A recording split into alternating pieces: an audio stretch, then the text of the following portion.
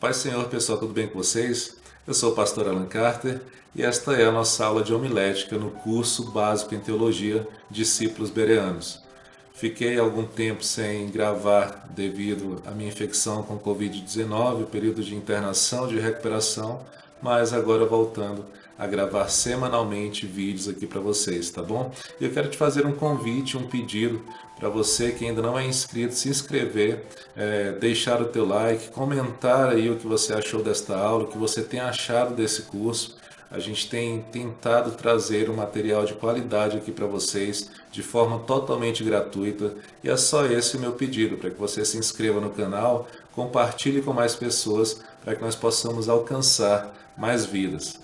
Como eu falei, hoje a nossa matéria é homilética e principalmente para aqueles que pregam a palavra ou que querem se tornar pregadores, essa é uma matéria de suma importância que anda junto com a matéria de hermenêutica. A hermenêutica é a arte de interpretar a Bíblia e a homilética é a arte de preparar sermões e apresentar sermões às pessoas.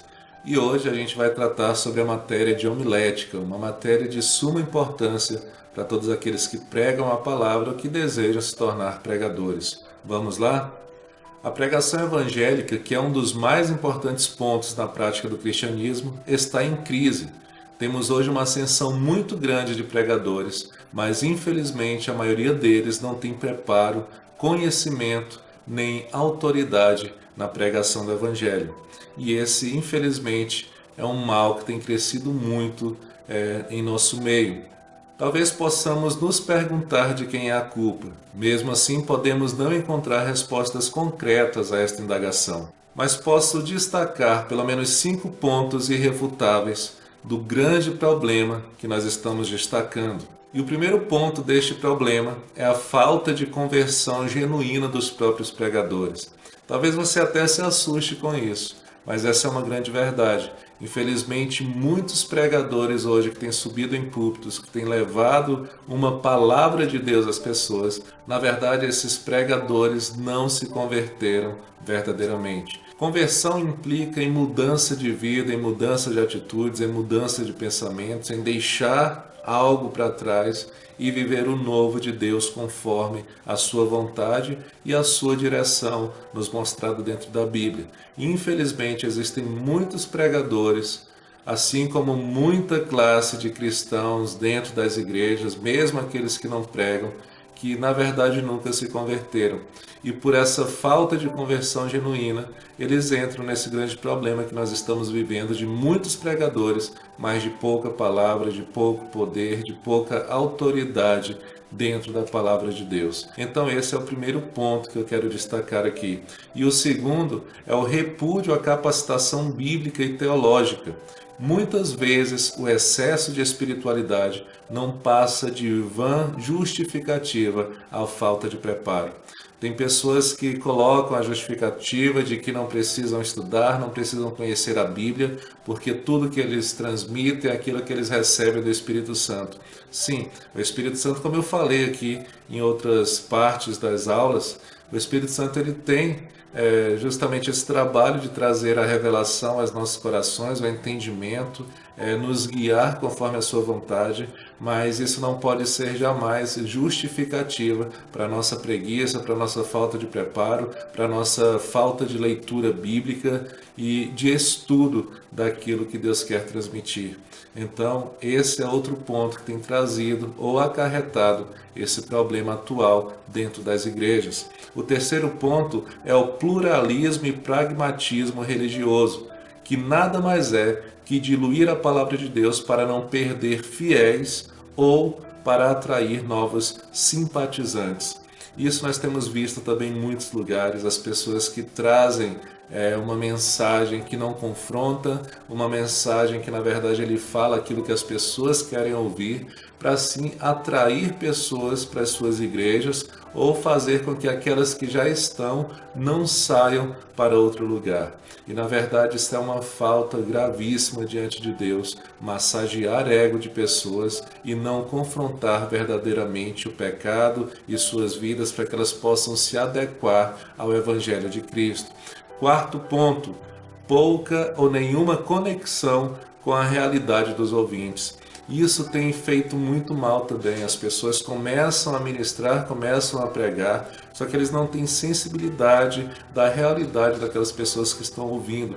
E assim muitas vezes trazem uma mensagem que não muda, que não afeta em nada a vida daquelas pessoas e se torna uma mensagem descartável, que não vai produzir vida, não vai produzir arrependimento, não vai produzir nada no coração dos ouvintes. Então nós temos que estar atento à realidade dos nossos ouvintes.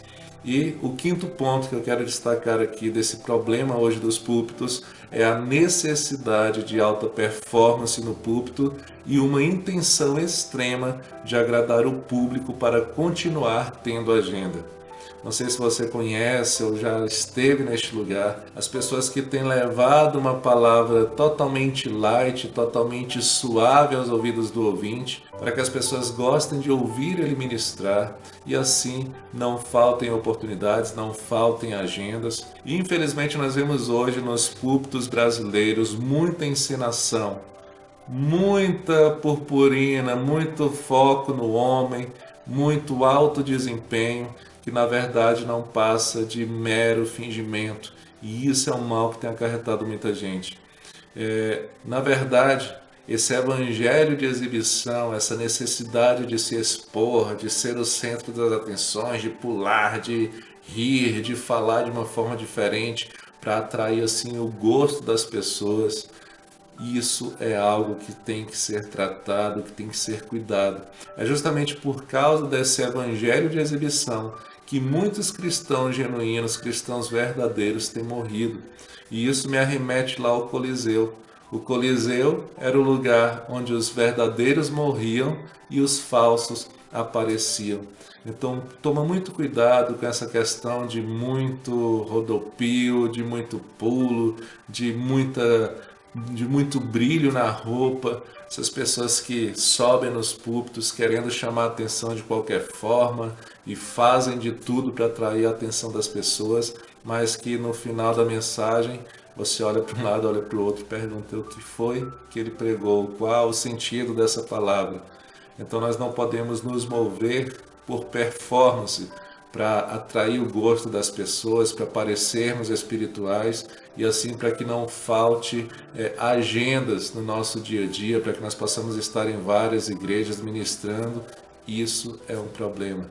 Nós devemos transmitir a palavra genuína, a palavra simples e pura que Cristo sempre ministrou e nos ensinou a fazer também. Então toma muito cuidado com essa alta performance, com esse show, porque na verdade isso esconde coisas que não são tão legais assim. Tá bom? Esses são os 5 pontos que eu tive que destacar aqui do grande problema atual, que é da falta de preparo de muitos pregadores da palavra dentro de várias igrejas, em vários lugares e em várias situações. Mas afinal, o que é homilética? Homilética é a arte de elaborar e apresentar sermões. É a disciplina que nos leva a falar com elegância, desenvoltura e propriedade bíblica. Outros a definem como disciplina que busca compreender o propósito e o processo da preparação e apresentação de sermões. É provável que o termo homilética firmou-se e foi aceito para referir-se à disciplina teológica que estuda a ciência, a arte e a técnica de analisar, estruturar e entregar a mensagem do Evangelho. A pregação ou sermão ainda tem tido uma conotação pejorativa para muitas pessoas. David Larsen, ele mencionou que o dicionário Webster da língua inglesa, em sua 3ª edição, apresenta uma acepção da palavra pregar com o significado de exortar de maneira instrutiva e enfadonha. Tal definição se reflete na cultura popular, como se pode ouvir na música de Madonna, Papa Don't Preach, ou seja, Papai não pregue. Até os frequentadores de igreja fazem coro ao desdém secular quando dizem: ora, não me venha com sermões. A conotação pejorativa do termo é clara e dolorosamente incisiva. Então muitas pessoas desdenham da pregação, já tem esse ditado na ponta da língua: não me venha com sermões, não venha pregar para mim, porque para muitos a pregação se tornou algo enfadonho, algo ruim, e nós sabemos que a ministração da palavra de Deus ela é totalmente ao contrário desse pensamento. Larsen assevera que o sermão não é acidente histórico. Embora tenha sido culturalmente moldado de modo a alcançar sua forma, o sermão foi dado por Deus para a instrução e a inspiração de seu povo e para a propagação do Evangelho até os confins da terra. Tito, capítulo 1, versículo 3, nos diz: no devido tempo, ele trouxe à luz a sua palavra por meio da pregação a mim confiada por ordem de Deus, nosso Salvador. De modo que não podemos considerar o sermão um acontecimento fortuito e incidental. O sermão ou a pregação faz parte do mandamento de Deus, vindo daí notável e extraordinária longevidade. A arte de transmitir a palavra de Deus é antiga. Deus, desde o início, segundo a Bíblia, comunicou pessoalmente a sua vontade e propósitos às suas criaturas.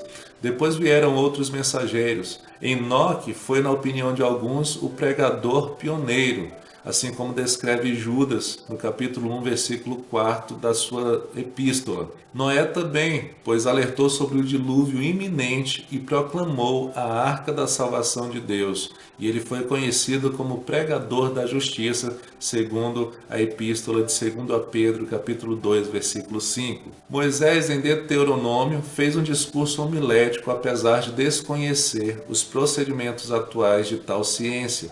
Mas parece que os principais pregadores do Antigo Testamento foram os profetas. Alguns deles passaram pela escola de profetas, outros não. Contudo, tanto uns como os outros desempenharam com eficiência e eficácia o egrégio ministério da pregação. No princípio profético do Antigo Testamento, nós vemos exemplos de profetas falando como arautos de Yahvé e servindo como seus embaixadores. Por exemplo, Jeremias disse repetidas vezes: veio a mim a palavra do Senhor, dizendo. Então, todos esses momentos eles foram arautos de Deus, transmitindo às pessoas aquilo que Deus queria falar. Ele e outros profetas falaram uma mensagem ao povo que revelava a atitude de Deus para com as condições existentes. Elias, Isaías e Oséias estão entre aqueles que proclamavam como arauto a mensagem de Deus no âmbito do Antigo Testamento e representavam fielmente a Deus diante de seu povo Israel. O ministério deles serviu para conclamar a nação ao arrependimento e ao serviço fiel e para inspirar confiança em Deus para a salvação. A homilética, que é a disciplina que auxilia o pregador a elaborar e apresentar sermões com elegância, desenvoltura, propriedade bíblica, teológica e relevância, é imprescindível na labuta para transformar a decadente situação que hoje nos encontramos. A disciplina está voltada à análise e prática dos fundamentos e princípios da arte de preparar e proferir sermões, em especial nos cultos cristãos. Logo, ela deve ser reconhecida e praticada corretamente, pois desta forma a crise no ministério da pregação será atenuada. John Stott ele esclarece que os segredos da pregação não são técnicos, mas teológicos e pessoais, ou seja, a teologia precede e é mais importante do que a metodologia. O segredo essencial não é dominar certas técnicas, mas ser dominado por determinadas convicções. Stott diz ainda que a homilética pertence apropriadamente ao departamento da teologia prática e não pode ser ensinada sem um fundamento teológico sólido. Enfim, a técnica ela pode somente nos tornar oradores. Se quisermos ser pregadores, é da teologia que nós precisamos. Os 5 argumentos teológicos que subjazem à prática da pregação como exposição que serão apresentados a seguir são propagados pelo próprio John Stott. Número 1, uma convicção a respeito de Deus. Número 2, uma convicção a respeito das Sagradas Escrituras. Número 3, uma convicção a respeito da Igreja. Número 4, uma convicção a respeito do próprio pastorado.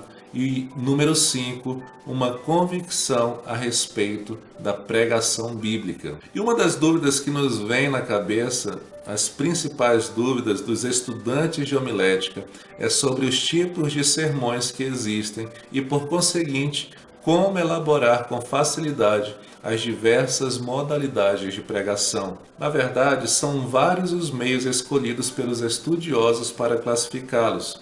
Alguns classificam os sermões de acordo com o conteúdo ou assunto, outros segundo a estrutura, outros quanto ao método psicológico usado no momento da apresentação do sermão. Predomina, no entanto, a classificação em temáticos, textuais e expositivos, e é sobre isso que nós vamos tratar agora. O que é um sermão temático? É o que expõe a verdade bíblica num tema utilizado pelo pregador. Após a escolha, ele faz a divisão do sermão para enfatizar o texto lido. O esboço do sermão deriva do próprio tema. Esse tipo de pregação oferece vantagens, pois, se aproveitado, pode trazer clareza aos ouvintes. O pregador deve ter cuidado para não exceder no uso de sermões desse tipo, porque pode inclinar-se a falar demais em conquistas e em ocorrências de vida política, da técnica e da ciência e passar a apresentar suas próprias opiniões, perdendo a capacidade de dizer "assim diz o Senhor", ou seja, perder a capacidade de transmitir a palavra pura conforme Deus quer que seja transmitida. O Dr. Marinho apresenta algumas vantagens do sermão temático, sermão esse que é o mais usado pelos pregadores da atualidade. Primeira vantagem é a variedade de assuntos. A critério do pregador, qualquer assunto pode ser desenvolvido. O pregador não precisa se prender a uma porção única da Bíblia. Segundo ponto é a facilidade de preparo. Permite liberdade para o pregador organizar e entrelaçar as ideias como achar melhor. Ele pode estabelecer as divisões principais a seu critério, escolher os argumentos que quiser e apenas buscar os textos bíblicos para apoiar as ideias que escolheu. Por essa facilidade, é o método mais usado pelos principiantes. Terceiro ponto, facilidade para alcançar os objetivos. O tema serve de bússola na busca das metas estabelecidas. Se o pregador deseja provar uma ideia, por exemplo, todos os argumentos podem ser dirigidos para essa ideia escolhida. Quarto ponto, favorecimento da unidade. Uma vez escolhido o assunto do sermão, não há por que misturá-lo com outros assuntos. O pregador pode ser fiel ao assunto que ele mesmo escolheu. Mesmo assim, é preciso ter muito cuidado para que os textos escolhidos não tragam outros assuntos que quebrem essa unidade. Quinto ponto, favorecimento do estilo literário. O pregador pode parafrasear temas literários e aplicá-lo à Bíblia. Pode, por exemplo, usar os versos de um poema, as estrofes de um hino e assim por diante. E o sexto ponto é o favorecimento da sequência lógica e da harmonia das partes.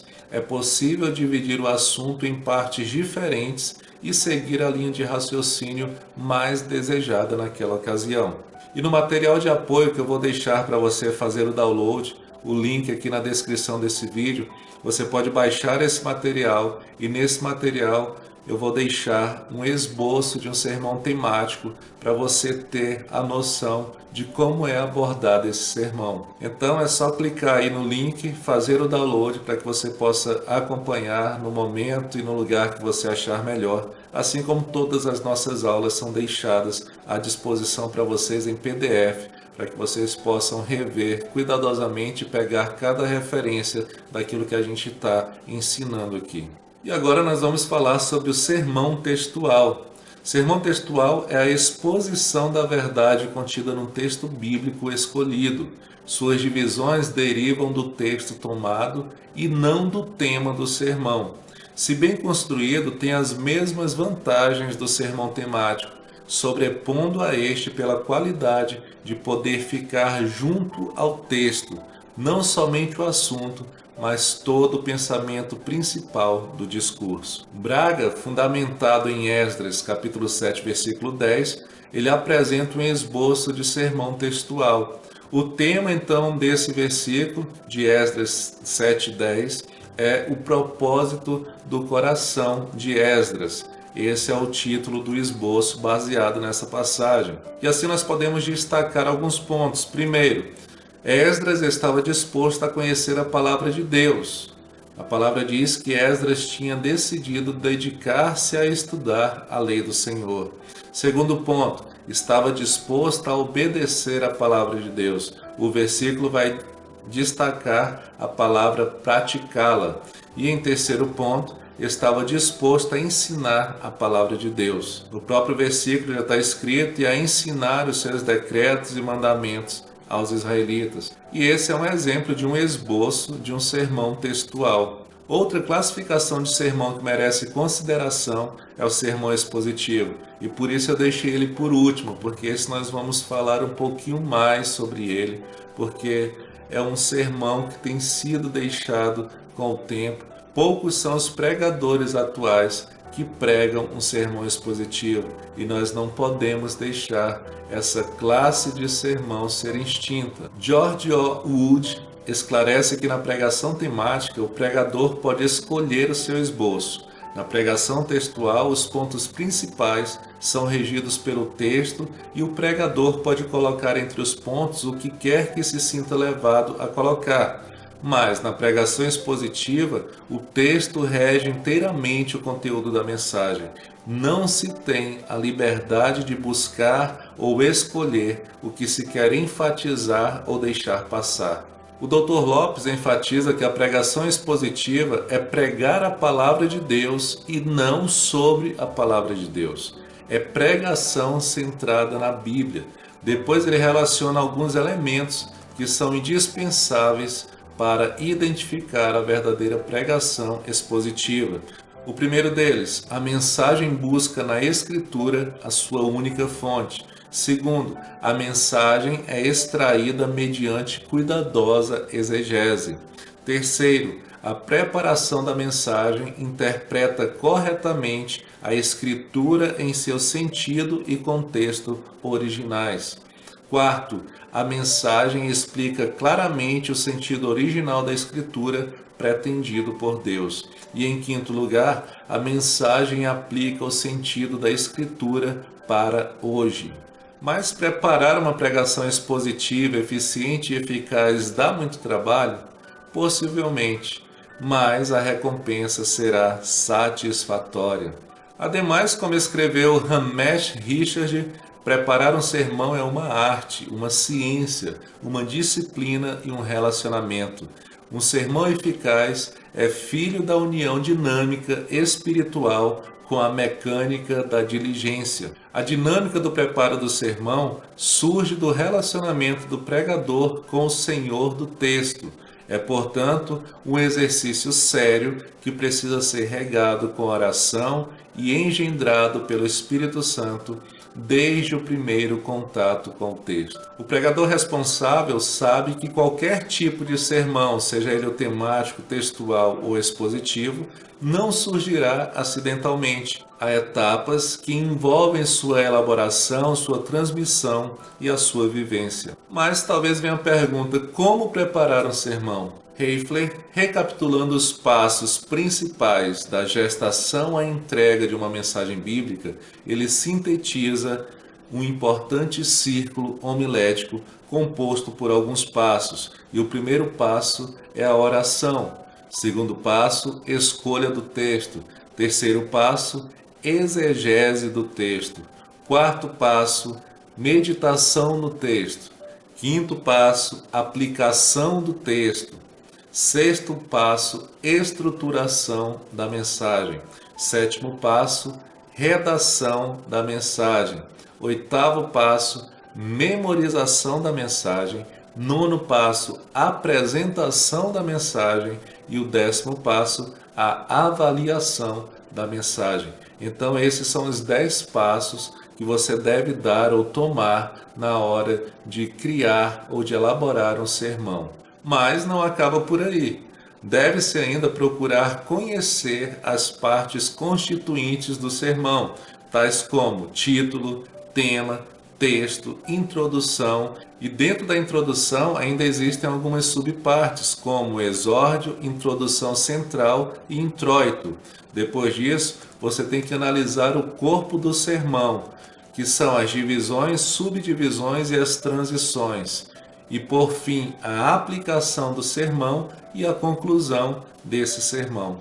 Esses são os pontos que você tem que analisar e seguir na elaboração de um sermão. Acredito, sobretudo, que o sucesso na construção e apresentação do sermão depende também do conhecimento que o pregador tem das principais tematizações da teologia cristã, que são prolegômena, que é o estudo da revelação que Deus faz de si mesmo na criação, na história, na lei moral e nas escrituras. Teologia própria ou teontologia, que é o estudo do ser de Deus em sua revelação trinitária, na eternidade e na história, os atributos de Deus e as obras de Deus na criação e na providência, a paternidade de Deus e etc. Temos também a antropologia, que é o estudo da imagem de Deus com a qual o ser humano foi criado. O pecado original, o pecado pessoal e o pecado estrutural, como o pecado atinge todos os aspectos da constituição humana, como o ser humano é totalmente incapaz de salvar por si próprio. Também temos a cristologia, que é o estudo da pessoa de Cristo em suas duas naturezas, em sua obra como profeta, sacerdote e rei, e em seu estado de humilhação e exaltação. A obra da cruz como redenção, justificação, expiação, propiciação e reconciliação, e a ressurreição de Cristo na história. Temos também a pneumatologia ou paracletologia, que é o estudo da pessoa bendita do Espírito Santo e de sua obra ao recriar-nos em Cristo, a união do crente com Cristo, eleição, regeneração, fé e arrependimento, justificação, adoção, santificação, perseverança e glorificação. Ainda temos eclesiologia, que é o estudo da obra do Espírito ao inserir-nos na igreja. O que é a igreja, quais são suas prioridades, ceia e batismo, ministério e a relação entre a comunidade cristã e o Estado e a sociedade. E temos também escatologia, que é o estudo das últimas coisas, ênfase na morte, ressurreição, céu, inferno, renovação da criação e a visão beatífica. Então esses são os pontos que as pessoas precisam atentar na hora de elaborar, de criar um sermão. Se você não tem conhecimento bíblico, se você não busca conhecimento bíblico, se você não domina essas matérias, essas áreas que eu acabei de citar, muitas vezes o teu sermão ele se torna algo mais vago. Claro, Deus ele usa quem ele quer. E eu conheço pessoas que não têm preparo, conhecimento nenhum, teologicamente falando, mas que são exímios pregadores do Evangelho, de acordo com a graça de Deus. A graça de Deus o leva a isso. Mas é sempre bom nós procurarmos preparo. É muito bom, é muito necessário recebermos unção de Deus, sermos sensíveis à voz do Espírito Santo, recebermos revelação, entendimento dados por Deus, mas nós também precisamos buscar crescer em graça e em conhecimento diante de Deus. E é por isso que é tão importante nós sermos realmente famintos pela palavra de Deus, nós não cansarmos, não pararmos, não desistirmos de ler a Bíblia, porque o que tem acontecido muito é que muitas pessoas, quando se entregam para Cristo, elas vêm com aquela fome, aquele fogo, aquele primeiro amor de novo convertido, e ele está sempre buscando ler a Bíblia, mesmo que não entenda, está sempre buscando orar, mesmo que não saiba orar, está sempre buscando falar de Cristo para as pessoas, mesmo que ele fale coisas que nem está na Bíblia, como se tivessem, mas depois que a pessoa vai aprendendo, vai crescendo em Deus, ela começa a pegar o caminho contrário. Agora, em vez de ter essa fome, ela já não quer ler Bíblia mais, já não quer mais orar, já não quer mais falar de Deus para as pessoas e se acomoda em simplesmente ser um espectador de culto. E, na verdade, Deus não nos chamou para sermos espectadores, mas para sermos sacerdotes, para sermos ganhadores de almas e para levarmos a sua palavra até os confins da terra. E por isso nós precisamos buscar conhecimento, aprender cada dia mais, para que nossas palavras possam alcançar as pessoas debaixo da graça de Deus, debaixo da unção de Deus, mas que tenhamos respaldo bíblico, que tenhamos autoridade bíblica e que não venhamos trazer ensinamentos errados, trazer heresias, trazer achismo ou a nossa própria opinião, tentando colocar na cabeça das pessoas que isso é palavra e vontade de Deus. Uma coisa é uma coisa e outra coisa é outra coisa. Então, se está na Bíblia, é assim que eu devo transmitir, é assim que eu devo ensinar, é assim que eu devo pregar. Mas cuidado com aquilo que você anda adicionando ou retirando da Bíblia, porque você será cobrado por isso. Então precisamos realmente procurar entender, procurar conhecer, aprender cada dia mais, para que nós possamos transmitir a palavra de Deus e não simplesmente multiplicar a ignorância. Tá bom? Essa foi a nossa aula de homilética do nosso curso básico em Teologia, Discípulos Bereanos. Espero que você tenha gostado, que você tenha aprendido um pouco mais. Reforço que todo o material dessa aula está no link abaixo, é só você clicar para fazer o download e para você dar uma revisada, uma estudada, conforme o teu tempo e a tua vontade, tá bom?